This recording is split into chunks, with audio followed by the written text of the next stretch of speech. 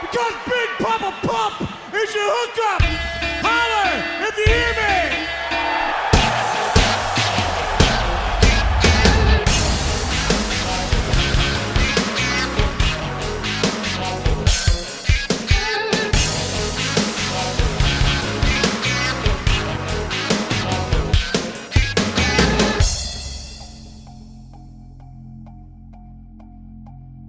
While some characters and personas are evergreen in the world of professional wrestling, others simply need to change and evolve.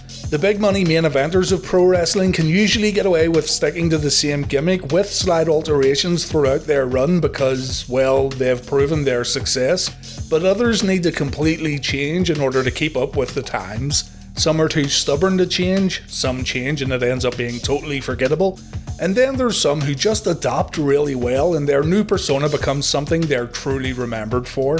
The late 90s was a time of drastic change in pro wrestling, and in order to stay relevant, WCW Scott Steiner went through an astonishing change of character where he altered absolutely everything about his look, how he walked, how he talked, how he wrestled, and how he carried himself. Gone was the tag team of the Steiner Brothers, who had a reputation for being one of the toughest tag teams in wrestling history. Gone was the gimmick centered around amateur wrestling credentials gained at the University of Michigan. And gone was the tough as nails good guy who always done the right thing. Today's video looks at Big Poppa Pump Scotty Steiner and his time in the New World Order faction. Today's video is brought to you by Manscaped.com, the global brand for men's grooming and hygiene products. Guys, you can look like Albert here if you want, or you can be like the big bad booty daddy. Improve your game with the freaks with the Performance Package 4.0 from Manscaped. The Lawnmower 4.0 is Manscaped's 4th generation body trimmer. It's completely waterproof, and its advanced skin safe technology will reduce nicks and cuts when shaving your more sensitive regions. The Lawnmower comes with a smart cordless charging system. You'll get up to 90 minutes of use on a full charge, and that's more than enough for you guys who went full on Miguel Perez Jr. during lockdown. Tap the button 3 times to engage the travel lock feature, and don't forget to also pack your Crop Preserver Ball Deodorant and Crop Reviver Toner Spray. Both products are included in the Performance Package 4.0 kit. But wait, there's more. The Performance Package 4.0 also includes the Manscaped Weed Whacker Nose and Ear Hair Trimmer. It uses the same skin-safe technology as the Lawnmower, so you don't need to worry about tugging or cutting those sensitive nose hairs. For a limited time, the Performance Package comes with 2 free gifts, the Shed Travel Bag to put all your new products into, and a pair of Manscaped's anti-chafing boxers. Get the Performance Package 4.0 right now, plus your free gifts, plus free international shipping, plus 20% off the asking price by using the code BIOS20 at manscaped.com. A big thanks to Manscaped for sponsoring today's video, and remember, always use the right tools for the job.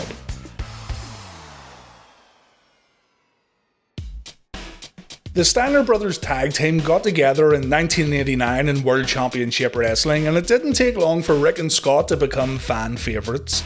Rick could be a little gullible at times, proven by his infatuation with a fan named Robin Green, who actually turned out to be the villainous woman character. But to be fair, this character trait disappeared once the storyline had completed.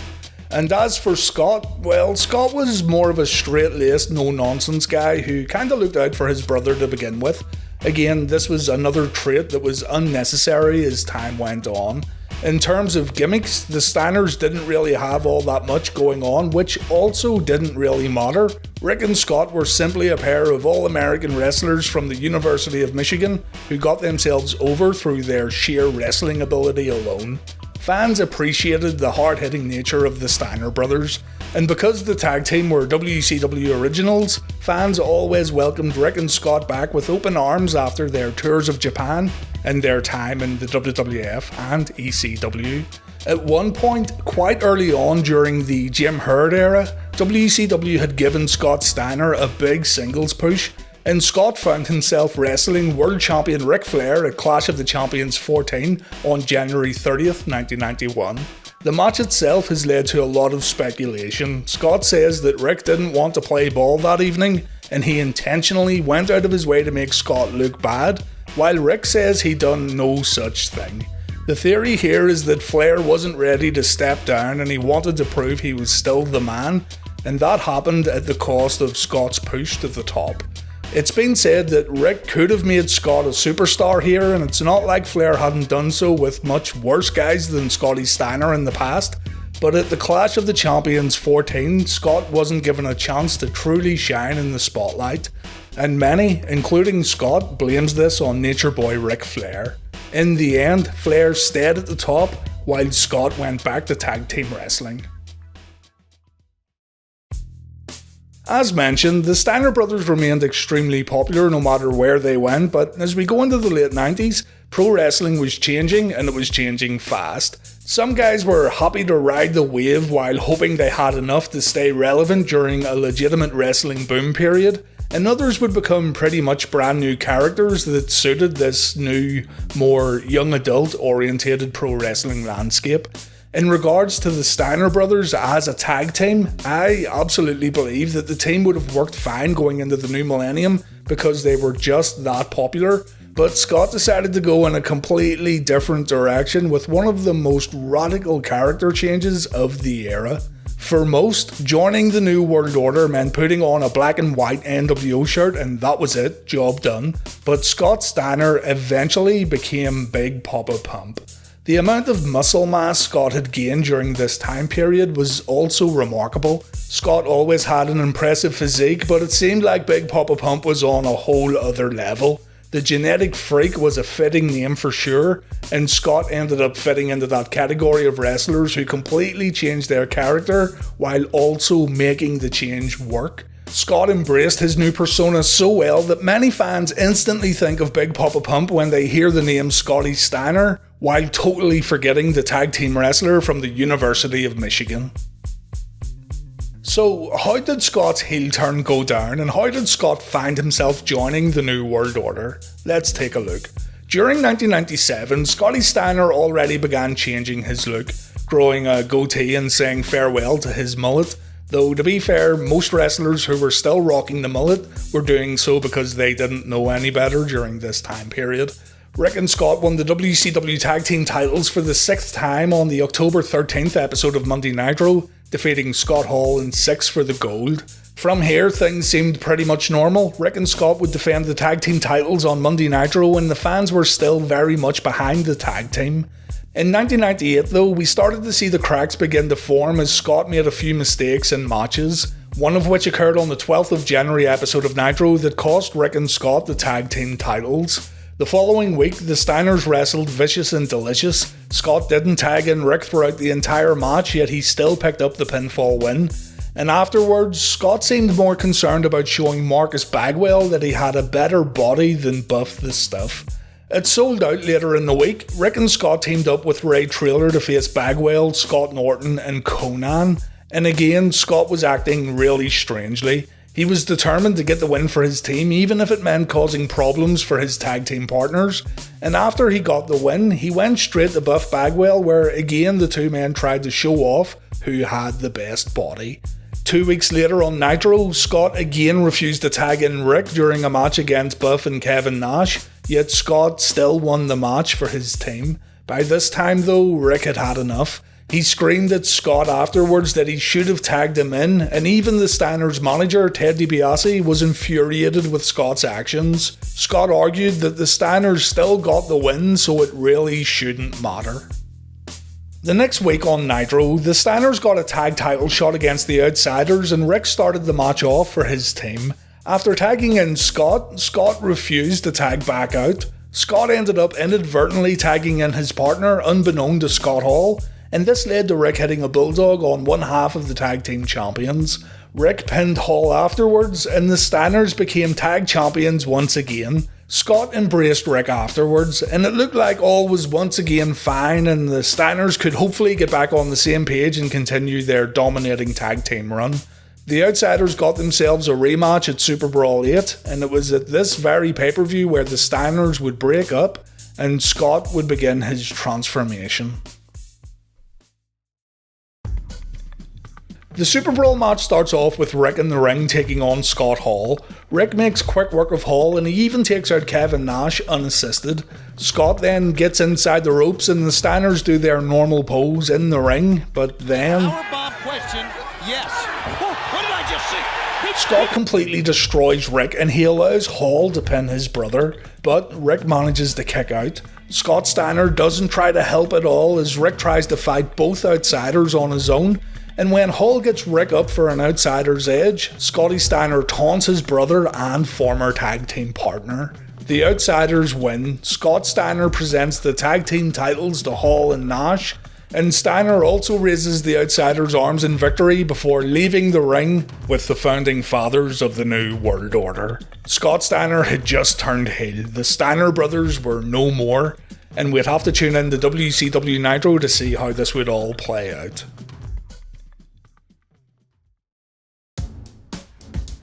The opening match on Nitro the following night featured Lex Luger taking on Curt Hennig, and some dude ran into the ring with dyed blonde hair, a dyed beard and sunglasses.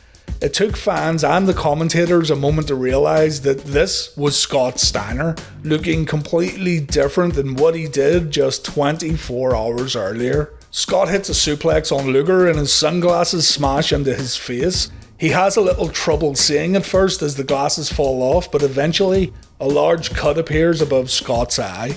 Steiner takes over from Curt Hennig and we have a Luger vs Steiner match to kick off Monday Nitro. We don't get a clean finish though. Buff Bagwell ends up running in to help Scott, and then Rick Steiner shows up to confront his brother.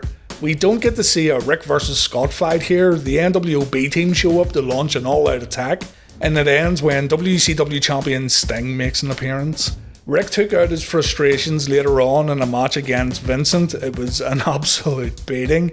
And at the end of Nitro, Scott Steiner came out with the rest of the nWo and he took part in a beatdown on Sting and Randy Savage. To his credit, this new look Scott Steiner, very much inspired by superstar Billy Graham, even though the commentators said it was inspired by Hulk Hogan. This new look really did help Scott stand out among his peers in the New World Order. Scotty Steiner had his first promo as an nWo member on the February 26th episode of WCW Thunder. Buff Bagwell was going to interview the latest member of the New World Order, and what's interesting here is that Scott was introduced as White Thunder. As White Thunder! The White Thunder name wouldn't stick, of course, but it's fascinating to learn that while Scott had his new trademark look in just 24 hours, he still didn't have a new gimmick name that he would stick with. Scott gets in the ring and he says it's great to be part of one of the greatest organisations in sports today. And Scott says it's incredible what a difference 24 hours can make. Sunday morning he's eating breakfast with brother Rick, Sting and Luger, and the next day he's fighting Lex in the ring. Steiner reminds Luger of the Michigan fight song, "Hail to the victors valiant, hail to the conquering heroes." And Steiner says that fight song is all about Scott Steiner. It's announced here that Luger vs Steiner has been signed for WCW Uncensored 1998, and White Thunder Scotty Steiner then has a match with Marty Jannetty on Thunder, and Jannetty gets totally destroyed. On the following episode of Nitro, the commentators say that there's been a lot of talk about Rick Steiner joining the New World Order. After defeating Jim Duggan with his new move, the Steiner Recliner, Scott and a few other nWo members invite Rick to come down and claim his nWo shirt. Scott says that he himself joined the nWo for both Steiners, and tonight the nWo is going to get stronger with the addition of the dog-faced gremlin. Rick comes out and it looks like he's joined up. Bobby Heenan says on commentary that blood's thicker than water, but Steiner decides to throw his nWo shirt in the face of Kevin Nash, and the nWo begin beating up Rick. Eventually, the Giant runs in for the save, and the big man hits Kevin Nash with a powerbomb. Turns out Rick isn't going to join the New World Order after all, and the Steiners are going to remain split up. Scott got a few wins under his belt on Thunder while on the road to Uncensored. At the pay-per-view, his match with Luger was placed right in the middle of the card and it didn't even reach the 4-minute mark. Luger refuses to give up while locked in the Steiner Recliner, so Scott grabs a chair on the outside. Rick Steiner then shows up, he distracts Scott, and this allows Lex to hit a forearm and score the pinfall win. Scott takes a run at Rick, but Scott ends up getting dumped out of the ring. Uncensored moves on with nothing really getting resolved, but WCW were going to milk the Rick vs Scott feud for all it was worth, and rightfully so. Rick vs Scott was a match that fans would want to see, and so over the course of 3 pay-per-views, Rick and Scott would share a ring together. The problem was, we never got a clean match. Scott would do everything to avoid getting into the ring with his brother, including faking injuries, but JJ Dillon decided that Scott would team up with Buff Bagwell to take on Rick and Lex Luger at Spring Stampede. It was during this time where we got to see another side of Scott Steiner. Scott was never one to turn down matches during the early and mid-90s, but now that he was a heel, he could do things like this. He had a little more free reign. The cocky big Poppa Pump was there, but not completely there just yet. But Scott and Buff were trying to get out of matches and being heels, and this all gave Scott something new to sink his teeth into. Bagwell faked a hand injury at Spring Stampede, but JJ Dillon had brought in a doctor to look at Randy Savage. This same doctor ended up telling JJ that Buff was good to go, and so the tag team match took place. Scott ended up running away when he came face to face with Rick, and Bagwell was left all alone to take the torture rack. After a match on the 27th of April 1998 episode of Nitro, Scott Steiner had to take time off due to a legit injury. And even more ironic is the fact that Buff Bagwell suffered a real and pretty bad neck injury just a few days earlier on WCW Thunder. Buff was diagnosed with several damaged vertebrae and he developed spinal shock, resulting in Bagwell being legitimately wheelchair bound for a period of time. Buff showed up on the July 6th episode of Nitro in his home state of Georgia, and he wanted to make amends with Rick Steiner while also seemingly turning over a new leaf. Apparently this was a new Buff Bagwell who saw the light after his injury. The next week on Nitro, just before Buff and Rick could settle their differences, Hulk Hogan showed up to ridicule Bagwell before pushing him off his wheelchair. On the July 20th Nitro, Buff finally got a chance to forgive Rick, but Scott Steiner then showed up and Rick took a chair shot to the back. It was then revealed that Buff had no intentions at all of changing his ways. Scott Steiner and Bagwell proceeded to beat up Rick, and the rivalry resumed between the Steiner brothers. By this point though, admittedly, a lot of the initial impact of the feud had disappeared. The whole Wolfpack vs nWo thing was taking centre stage, Goldberg had truly arrived by this point, and really, the Steiner feud would get pushed into the mid-card and almost totally forgotten about in the eyes of casual fans. The one-on-one match between Rick and Scott finally got booked for Road Wild 1998. On Nitro a few days earlier, Scott and Buff were making fun of Rick in the ring with Buff pretending to be a dog. The real Rick Steiner shows up and he clocks Scott with a chair. At Road Wild, JJ Dillon comes to the ring after Rick's entrance and he says because of the chair shot on Nitro, the pay-per-view match is now not going to happen. Apparently Scott's got a doctor's note. Buff wheels Scott out and Bagwell wants Rick to take a good look at what he did to his brother, but this of course was all a big ploy. JJ says he can't make Scott wrestle tonight, but if Scott doesn't compete at Fall Brawl 1998 in a match against Rick, then Scott will be barred from competing in WCW. This announcement makes Scott jump up and Rick gives chase. Both Buff and Scotty run away from the dog-faced gremlin. The Sturgis crowd weren't happy that this match didn't take place, and if there were any fans left at home who really wanted to see the Steiners go to war at Road Wild, then they would have been pretty upset too. As previously mentioned though, Steiner vs Steiner wasn't necessarily the focal point of WCW television at the time. The one-on-one match was booked then for Fall Brawl 1998, but if you were expecting a clean match with a clean finish, then you didn't watch WCW enough during this time period. As a matter of fact, we didn't even get to see the full match get played out.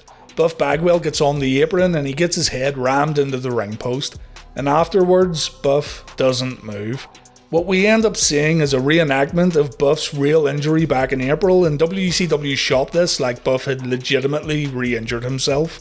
The match was stopped. The commentators, the officials, both Rick and Scott, showed a great deal of concern as Bagwell was once again stretchered out of the arena and put into an ambulance. It seemed that tragedy had once again struck, and something that wasn't supposed to happen had just happened on pay-per-view. Once Rick turned his back, Scott and a healthy Buff Bagwell jumped out of the ambulance and they launched an attack from behind. It was all a big setup, and the match ended as a no contest as the audience gave a very negative reaction to the whole thing. Halloween Havoc 1998 would be the event that would finally feature the Rick and Scott Steiner match that had been building up since Scott turned his back on his brother nearly 8 months earlier, but it's hard to imagine anyone truly caring by this point. Buff Bagwell was apparently fed up of Scott Steiner, and so Buff said he would team up with Rick to face Scott and the Giant at Halloween Havoc. If Scott's team got beat in this tag team match, then the singles match would take place between Rick and Scott at the very same pay-per-view. To the surprise of absolutely nobody, Buff turned on Rick, meaning Rick had to pretty much face 3 guys here, but Rick was still victorious. After all this time, we got to see Rick versus Scott on pay-per-view, and it ended when someone jumped into the ring wearing a Bill Clinton mask. It turned out to be Buff Bagwell once again lending a hand to his best buddy Scotty Steiner. Even against all odds, Rick Steiner was still victorious, and fans who just wanted a simple one-on-one match between Rick and Scott on pay-per-view were again left disappointed. It felt like it really wasn't all that much to ask, but WCW had let the ship sail and we got a bunch of matches and half matches that meant absolutely nothing in the end. Scott Steiner became the interim leader of nWo Hollywood during Hulk Hogan's absence from TV, and on the 28th of December episode of WCW Nitro, Big Poppa Pump defeated Conan to become the TV champion. The next week, the finger poke of doom took place, and it was revealed that some Wolfpack members and some Black and White members had been working together. Scott Steiner was now part of nWo Elite. 1999 would end up being a good year for Steiner. His Big Poppa Pump character really came into its own during a feud with Diamond Dallas Page that also involved Page's wife at the time, Kimberly. Steiner's match with Page at Super Brawl 9 would turn out to be one of the best matches on the card. Scott would then drop the TV title to Booker T at Uncensored 1999, 1 month after the Page match. Buff Bagwell accidentally hit Scott with a chair to end the match and Scott's title reign. And so the next night on Nitro, Scott ended his partnership with Bagwell. Steiner destroyed Buff in the middle of the ring as the commentator said that Steiner was now totally out of control. And the character had indeed developed to be more unhinged, but Scott was also becoming quite the ladies' man. As for Booker T, Scott would get his revenge at Spring Stampede 99 when he met Booker in a tournament final match for the vacant US title. Scott defeated Booker to become the champion, again showing us that someone at WCW was giving Steiner a push, and Scott was definitely making the most of it. As the weeks went on, the nWo would begin to fizzle out, but a nice way that we can wrap up this video is by taking a look at Slamboree 99 the following month. Buff Bagwell vs Scott Steiner was booked for the show, with Buff Bagwell now being portrayed, or trying to be portrayed, as a babyface. The match was actually pretty fun to watch, all things considered. The crowd really got behind Buff Bagwell on a few occasions, but the big surprise came when Rick Steiner showed up and he helped brother Scott. While Rick had indeed aligned himself with Scott here, the Steiner brothers did not team up again during the year. Both men continued to wrestle in singles competition. That's going to do it for this video because Scott's time as world champion in WCW is going to get covered a little later in a separate upload. This one was just a look at Scott's heel turn and his time in the nWo. Scott was also part of nWo 2000 of course, but that's already been covered on the channel, and I'd just be repeating myself by talking about that group again. You should see a link on your screen now to the original video. Scotty's time in the nWo then, I feel, served him really well. While it feels like we never truly got to see that real, true Rick vs. Scott match after it got booked so many times, Scotty Steiner still came into his own as a heel and he done what others couldn't. He moved on with the times and he didn't get left behind. Big Poppa Pump would become a success story of WCW during the dark days of the company, and while it was heartbreaking for a lot of fans seeing the Steiners breaking up, it ended up being one of the best things Scott ever done. For me, I was happy watching the Steiners as a tag team, and I was never really behind the superstar Scotty Steiner character at first, but Scott proved me and a lot of others wrong by finally winning the WCW Championship in 2000. Again, I'll cover this all very soon. I hope you enjoyed this video. Thank you very much for watching, and take care.